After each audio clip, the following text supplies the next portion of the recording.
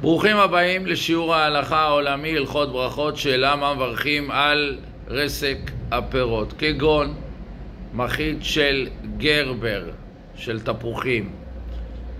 תשובה: לדעת מרן השולחן ערוך, כל פרי שהוא מרוסק, אפילו אם הוא מרוסק ביותר שלא ניכר הפרי, עדיין שם של הפרי עליו ומברכים עליו בורא פרי העץ.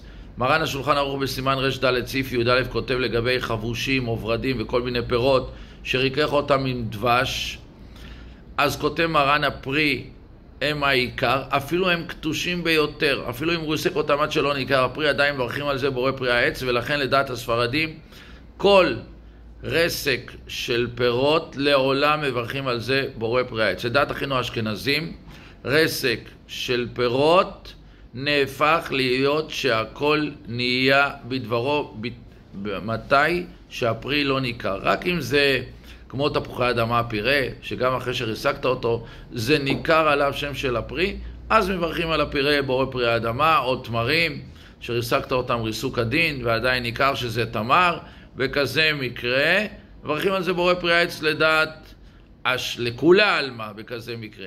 אבל אם זה יתרסק עד שזה לא ניכר, לדעת אשכנזים, כמו שאמרנו, מברכים שהכל. לדעת הספרדים מברכים על זה את שם הברכה שלו, עדיין נשאר בברכה ומברכים על זה בורא פרי העץ. שיהיה לכם יום טוב ומבורך. תודה רבה לבורא עולם, סיכנו מאוד את החוכמה האלוקית. זכות התורה הקדושה תגן בעדכם, אמן כן יהי רצון.